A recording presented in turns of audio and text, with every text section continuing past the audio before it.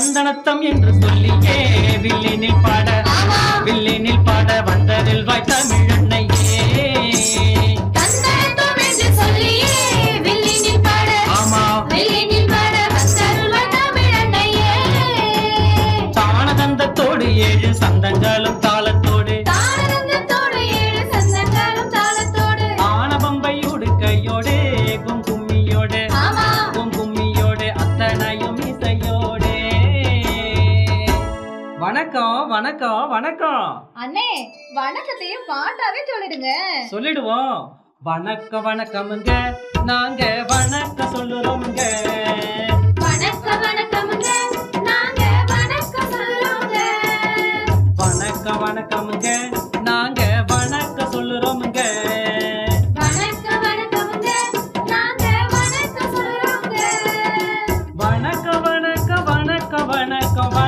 சொல்லுறோமுங்க, நாங்க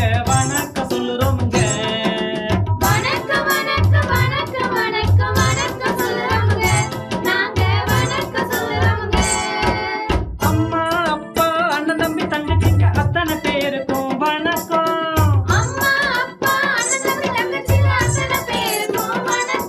நாங்க சொல்லுறத கேட்காம சுத்த முத்த பார்த்துக்கிட்டு சொந்த கதை பேசுவோருக்கும் வணக்கம்.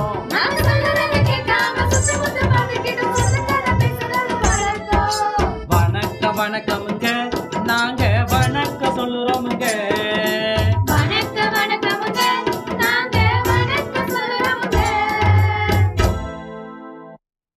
ஏமா நாம இங்க எதுக்கு வந்திருக்கிறோம்? நீங்க 2 பேரும் அங்க தனியா என்ன பேசிட்டு இருக்கீங்க? அண்ணே, உங்களை இவன் வில்லன் சொல்லிட்டானே. என்னது? நான் வில்லனா? நான் ரொம்ப நல்லவம்மா. அண்ணே, தச்சு வேலை செய்யறவரு தச்சர், ஆமா வண்டி ஓட்டுறவரு ஓட்டுனரு, ஆமா வில்லு வச்சிருக்க அப்ப நீங்க வில்லன் தானே? ஆமா. நீங்க அப்படி வரீங்களா? உங்களுக்கு ஹீரோ யாருன்னு தெரியுமா? யாரு? சொல்றேன் கேளுங்க. ஏட்டினில் லோகத்தையே காட்டிடுவார் பாட்டினில் உன்னறிவை ஏற்றிடுவார் பார்ப்புகள் மேதையவர். அன்புடன் பழகி ஆனந்தம் பெருக கல்வியை அளித்திடுவார் அவர் பள்ளியின் ஆசிரியர். அண்ணே, நான் நினைச்சேன் நீங்க சொல்லிட்டீங்க. என்னோட உயர்வுக்கு எங்க ஆசிரியர் தான் காரணம். அதுலயும் நான் படிச்ச அரசு பள்ளி ஆசிரியர் தான். உண்மைதாமா. அரசு பள்ளியும் அரசு பள்ளி ஆசிரியர்களும் நம்ம சமூகத்தோடைய மிகப்பெரிய சொத்து. அதை பத்திரமா காப்பாத்தி அடுத்த தலைமுறைக்கு கொடுக்கணும். ஆமாண்ணே, கொடுக்கணும். சரி, அந்த காலத்துல பள்ளிக்கூடம்லாம் எப்படி இருந்துச்சு? நீங்க எப்படி பள்ளிக்கூடம் போனீங்க? அதை என்ன கேக்குறீங்க? ரொம்ப தூரம் நடந்து போகணும். கூரை கொட்டா கழிப்பறை வசதி கூட இல்ல. ஆனா இப்பெல்லாம் நம்ம பிள்ளைங்க ஸ்கூல் பத்தி என்ன சொல்றாங்க தெரியுமா? சொல்லுங்க. பள்ளிகள் அழைக்கிறது, மகிழ்ச்சி பிறக்கிறது, புதிதாய் கற்றிடவே எங்கள் மனமும் துடிக்கிறது. பள்ளிகள் அழைக்கிறது, மகிழ்ச்சி பிறக்கிறது, புதிதாய் கற்றிடவே எங்கள் மனமும் துடிக்கிறது. காலை உணவு திட்டம், கணினி கல்வி திட்டம், காலை உணவு திட்டம், கல்வி திட்டம் எங்கள் பள்ளியிலே சிறப்பாய் மிளிர்கிறது. எங்கள் பள்ளியிலே சிறப்பாய் மிளிர்கிறது. பள்ளிகள் அழைக்கிறது, மகிழ்ச்சி பிறக்கிறது, புதிதாய் கற்றிடவே எங்கள் மனமும் துடிக்கிறது.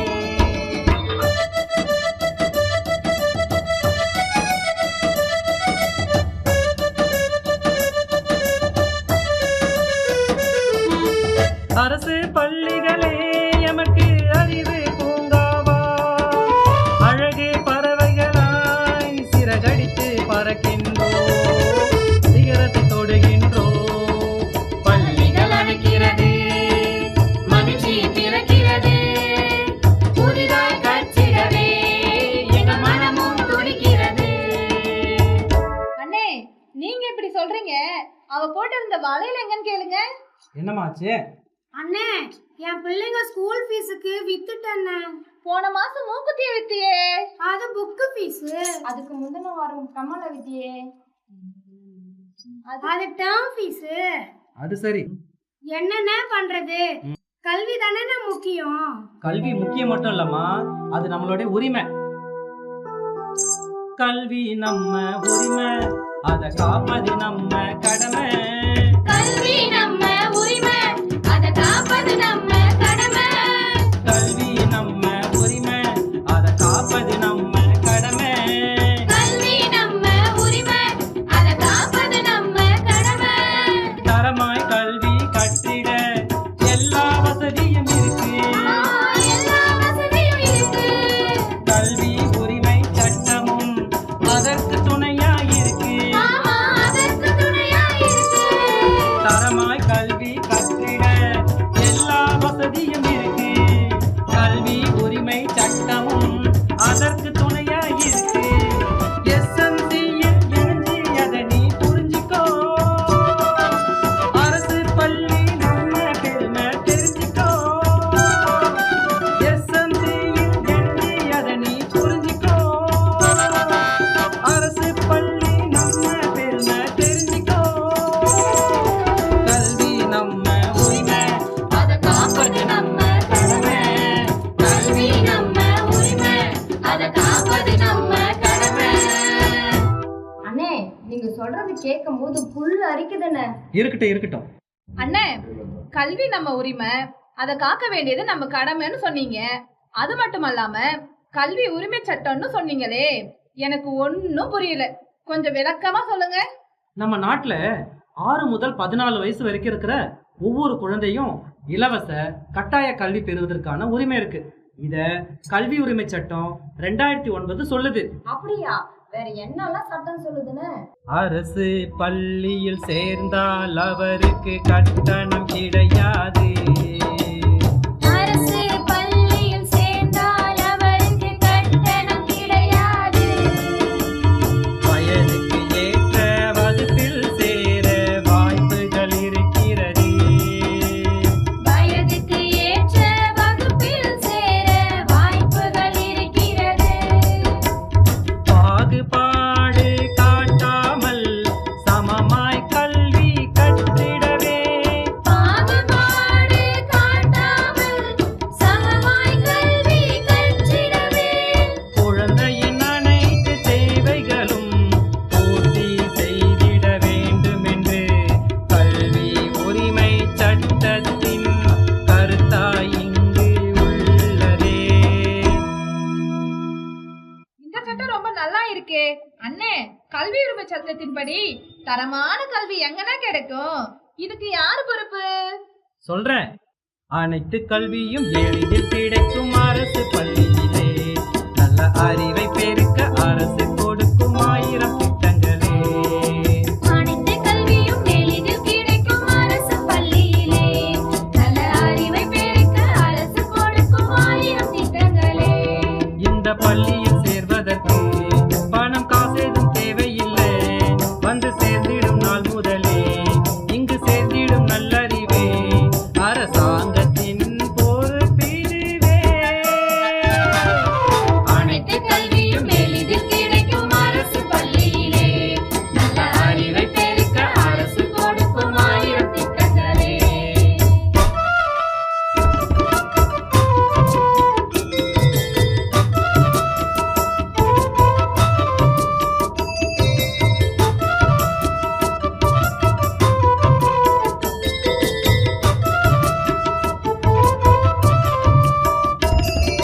தாய்மொழி நம்ம தமிழ் வழி தரமான கல்வி கிடைக்கும். ஆங்கில மொழி பாடங்கள் கற்க சிறந்த பயிற்சி அளிக்கும். என்னும் எழுத்தும் திட்டம் ரொம்ப ஜோருங்க. அதில் கண்ணம் கருத்துமாக படிக்க சேருங்க. அரும்பு மொட்டுக்கள் மலராக அழைத்து வாங்க சொல்லி அத்தனை வசதியும் கொண்டு அழைக்குது அரசு பள்ளி அரசாங்கத்தின் பொறுப்பிதுவே. அனைத்து கல்வியும் எளிதில் கிடைக்கும் அரசு பள்ளியிலே. நல்ல அறிவை பெருக்க அரசு கொடுக்கும் 1000 திட்டங்களே. அண்ணே, அரசாங்கம் மட்டும் இவ்வளோ செய்யுதே, நானும் என் பங்குக்கு ஏதாச்சும் பண்ணலாமா? அடடா, உன்னோட பொறுப்பான பேச்சை கேட்டா அவ்வளோ பெருமையா இருக்குமா? இந்த பள்ளி வளர்ச்சியில எல்லாத்துக்குமே பொறுப்பு இருக்கு. அதுக்கு முதல்ல நீ எஸ்எம்சில சேரணும். அடக்கரகத்தே, எங்க வாத்தியார் எனக்கு ஏபிசி தான் சொல்லி கொடுத்தாரு. அது என்ன எஸ்எம்சி? ஆமா, நீ எத்தனாவது வரைக்கும் படிச்சிருக்கிற? 3ஆம் வகுப்பு. சரி, வருஷத்துக்கு ஒரு எழுத்து தான் படிச்சிருக்கிற பொழுது ஏபிசின்னு. மா, எஸ்எம்சினா ஸ்கூல் மேனேஜ்மெண்ட் கமிட்டி, அதாவது பள்ளி மேலாண்மை குழு. அதுல நீ சேரணும். அந்த குழுவுல யாரெல்லாம் இருப்பாங்கண்ணே? அதுவா, பள்ளியில் பயிலும் குழந்தைகளின் பெற்றோர்கள், பள்ளியின் ஆசிரியர், கல்வியாளர்கள், அதாவது இல்லம் தேடி கல்வி, ஓய்வு பெற்ற அந்த ஊரோட ஆசிரியர், தொண்டு நிறுவனத்தின் உறுப்பினர், உள்ளாட்சி பிரதிநிதிகள், முன்னாள் அரசு பள்ளி மாணவர்கள்னு 24 பேர் கொண்ட குழு தான் அது. பாதிக்கு மேல பெண்கள் இருப்பாங்க. புரியுதா? அது மட்டும் இல்ல, அந்த குழுவோட தலைவரும் ஒரு பெண்ணு தான். அட பரவாயில்லையே, ஊர்ல இருக்கிற எல்லா விதமான மக்களையும் உள்ளடக்கிய குழுவா இருக்கே. இதுல பெண்களுக்கும் முக்கியத்துவம் இருக்கே. அண்ணே, நீங்க இதை சொல்லும் போது மறுபடியும் புள்ள இருக்குதுண்ணே. புல்லரிச்சா போர் எடுத்து போத்துக்கோ, கண்ணுக்குட்டி மேய்ஞ்சிட போகுது. அண்ணே அண்ணே, புரிஞ்சிச்சு. என்ன புரிஞ்சுது? நீங்க என்ன சொல்றீங்கன்னு புரிஞ்சிச்சு. குழந்தைங்கள அரசு பள்ளியில சேர்க்கணும், பெற்றோருங்க எஸ்எம்சில சேரணும், அதானே? சரிங்கண்ணே, நீங்க சொன்ன மாதிரி நான் எஸ்எம்சில சேர்ந்தா எனக்கு என்ன வேலை? திட்டமிடு, அதனை செயல்படுத்து. திட்டமிடு, அதனை செயல்படுத்து. தேவைகள் என்ன என்பதை பொறுத்து தீர்மானங்கள் நீயும் இயற்று. திட்டமிடு, அதனை செயல்படுத்து.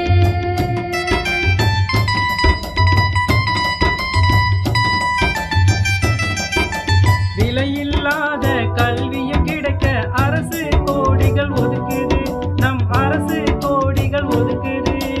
விலையில்லாத கல்வியும் கிடைக்க அரசு கோடிகள் ஒதுக்குது, நம் அரசு கோடிகள் ஒதுக்குது. அதை புரிந்து செயல்படும் எஸ்எம்சியாலே நன்மைகள் பள்ளிக்கு நடக்குது.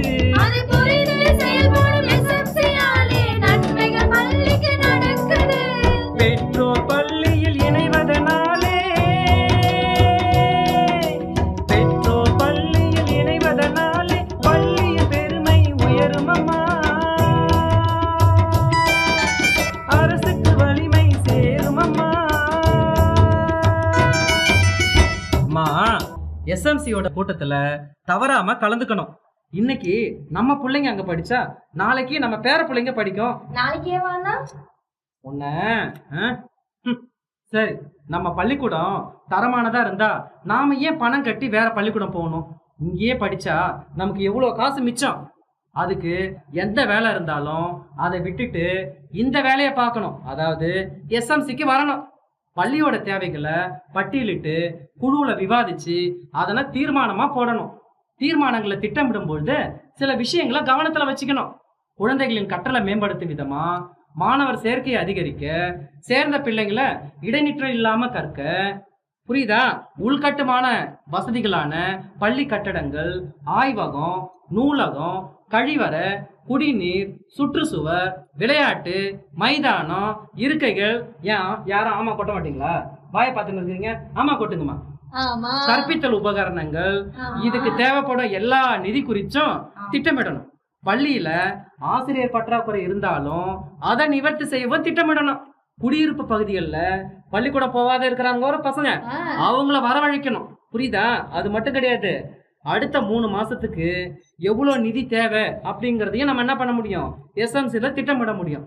இதுக்கு நீண்ட கால திட்டமிடல், இடைக்கால திட்டமிடல், குறுகிய கால திட்டமிடல்னு 3 வகையா இருக்கு. இதுக்கு 5 துணை குழுக்களையும் பயன்படுத்திக்கலாம். இப்பதான் பள்ளி மேலாண்மை குழு பத்தி சொன்னீங்க, இதுல துணைக்குழு வேறையா? நீ அதிகம் பேசுற, அடுத்த மீட்டிங் நீ வராத. அண்ணே என்னன்னு நானே ஒரு ஃப்ளோல போயிட்டு இருக்கிறேன். இப்படி வந்து குறுக்கல பேசிட்டு இருந்தா அவங்க கிடக்குறாங்க. நீங்க சொல்லுங்க, துணைக்குழுனா என்னென்ன? துணைக்குழுக்கள் 5 அவை உதவிடும் பள்ளிக்கு துணை நின்று. துணைக்குழுக்கள் 5 அவை உதவிடும் பள்ளிக்கு துணை நின்று. அதில் மாணவர் சேர்க்கை இடைநிற்றல் தவிர்க்கும் மகத்தான அதில் மாணவர் சேர்க்கை இடல்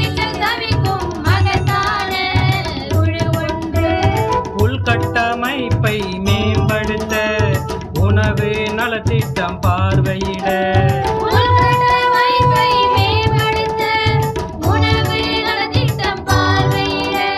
சுகாதாரம் பாதுகாப்பு விழிப்புணர்வு பிரச்சார பணிகள் துணைக்குழுவின் கடமைகளே.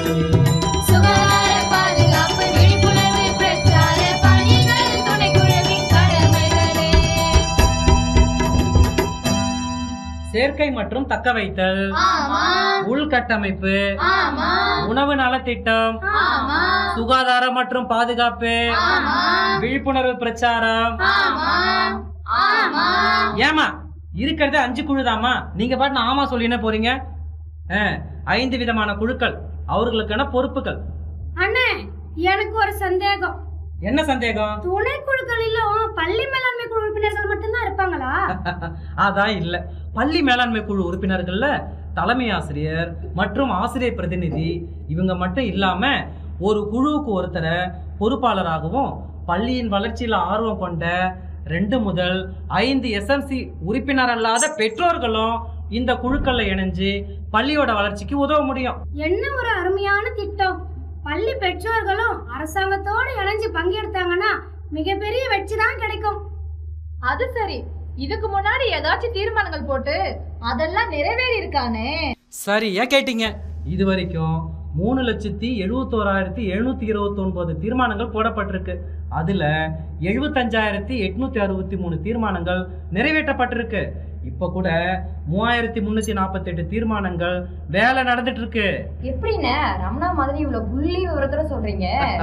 தீர்மானங்களை கவனிக்க ஒரு குழுவே செயல்பட்டு வருது. பெற்றோர் செயலியில நீங்க தீர்மானங்களை பதிவு செஞ்ச உடனே அது மாநில மையத்தால நேரடியா கவனிக்கப்படும். அவங்க தலைமை ஆசிரியர்கிட்டையும் பள்ளி மேலாண்மை குழு தலைவரையும் அழைச்சி, அதாவது போன்ல பதிவேற்றப்பட்ட தீர்மானங்கள் இன்னைக்கு எந்த நிலையில இருக்குன்னு சரி பார்க்கறாங்க. ஓ அப்படியா? நாம அவங்க கிட்ட போன் மூலமா தொடர்பு கொள்ள முடியுமானே? கண்டிப்பா முடியும். 144117 என்ற எண்ணுக்கு தொடர்பு செஞ்சு ஏதாச்சும் குறைகள் இருந்தா பகிர்ந்துக்கலாம். அது சரி, பெற்றோர் செயலின்னு சொன்னீங்களே, அப்படின்னா என்னன்னு அத பற்றி சொல்லுங்க.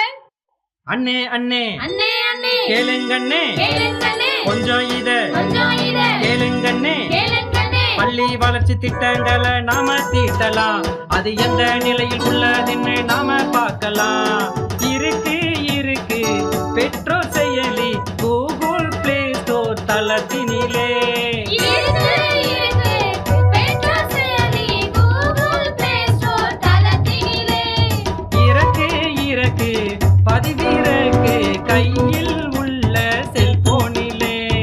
இருக்கு, இருக்கு, பதிவிறக்கு கையில் உள்ள செல்போனிலே. கூகுள் பிளே ஸ்டோர்ல TNSID பேரண்ட் ஆப்பை தேடி பதிவிறக்க செய்து இன்ஸ்டால் செய்யணும். இந்த செயலின் பயன்கள் என்னன்னு? பெற்றோர் செயலி மூலம் SMCயோட வருகை பதிவு, ஆமா. பள்ளி மேம்பாட்டு திட்டம் தயாரித்தல், இந்த மாதிரியான பள்ளி வளர்ச்சி சார்ந்த பல்வேறு பணிகளை பெற்றோர்கள் இணைஞ்சு செயல்படுத்த ஏதுவா இருக்கு. இந்த செயலியை பள்ளி மேலாண்மை குழு உறுப்பினர்கள், ஆசிரியர் பிரதிநிதி மற்றும் தலைமை ஆசிரியர் அவங்களுக்குன்னு ஒரு யூசர் நேம் பாஸ்வேர்டு கொடுத்துருப்பாங்க. அதை வச்சு பயன்படுத்துவாங்க.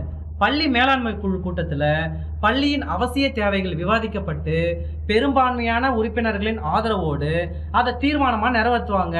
அப்படி நிறைவேற்றிட்டு அதை அந்த பெற்றோர் செயலியில் பதிவு செஞ்சுருவாங்க. ஒரு முறை பதிவு செஞ்சா போதும்.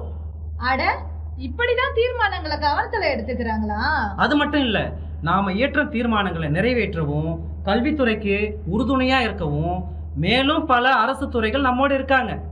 எத்தனை தேவைகள் இருந்தாலும் திட்டமிடணும், தீர்மானம் போட்டு விடணும். எந்தெந்த துறைகள் துணை இருக்கு தெரிஞ்சுக்கணும், நாம தெரிஞ்சுக்கணும். பள்ளிக்கு மின்சாரம் தேவைன்னா ஆஹா, மின்சாரத்துறை தேடி வரும். மாசுனே. குழந்தைங்களுக்கு உடம்பு சரியில்லைன்னா அப்புறம் சுகாதாரத்துறை ஓடி வரும். மின்சார தேவை இருந்தா மின்துறை தேடி வருமே. உடல்நலத்தை பாதுகாக்க சுகாதாரத்துறை வருமே. SMC கூட இருக்கு, அதுதானே ஸ்கூலுக்கு கெட்டு, அதுதானே ஸ்கூலுக்கு கெட்டு. SMC கூட இருக்கு,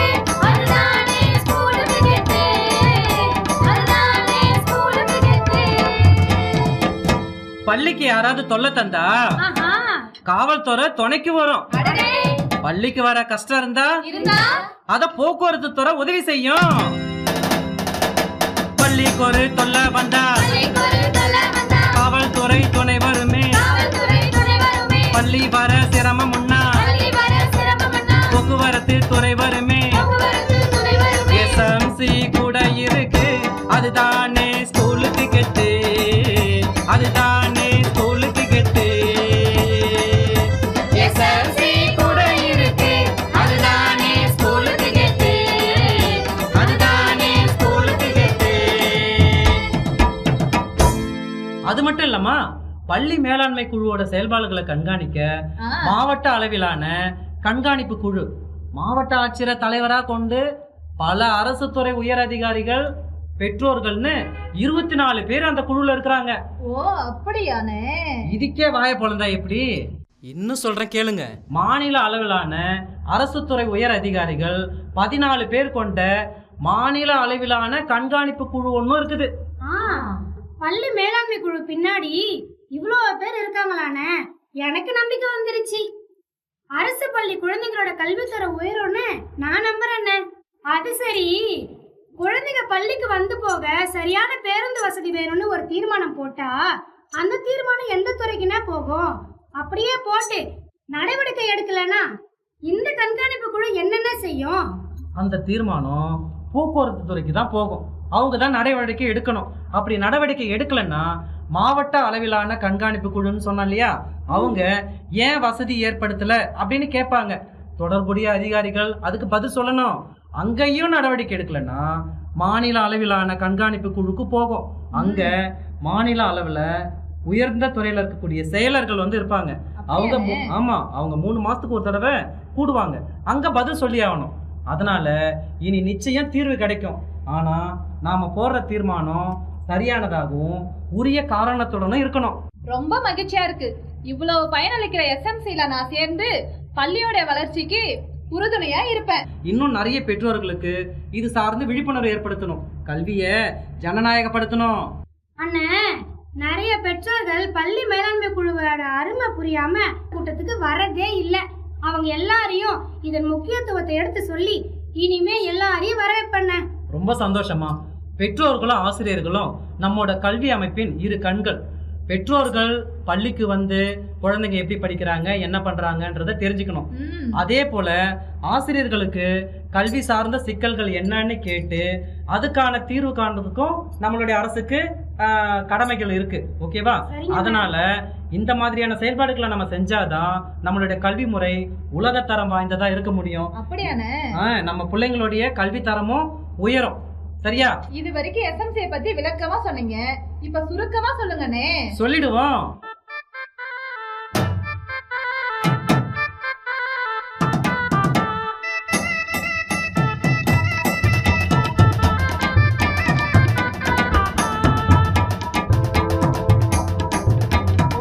கட்டடங்கள் கட்டி வச்சு கம்ப்யூட்டரை அதுல வச்சு கத்துக்கிட மாணவருக்கு இன்டர்நெட் இணைப்பு வச்சு களைப்பு வந்திடாம காலையில உணவு தந்து மலைப்பு வந்திடாம சத்துணவு மதியம் தந்து பள்ளியிலே பள்ளியிலே பள்ளியிலே பள்ளியிலே நமது அரசு பள்ளியிலே வந்திடுமே வந்திடுமே வசதி அனைத்து வந்திடுமே. எத்தனை எத்தனை எத்தனை திட்டங்கள் அரசு வகுத்து தந்திடுமே. அத்தனை திட்டமும் எஸ்எம்சியால பள்ளியில வந்திடுமே. பள்ளியிலே பள்ளியிலே. கண்டிப்பா நாம அனைவரும் இணைஞ்சு பள்ளி மேலாண்மை குழுவை வலுப்படுத்துவோம். வாழிய செந்தமிழ் வாழ்க நற்றமிழர், வாழிய பாரத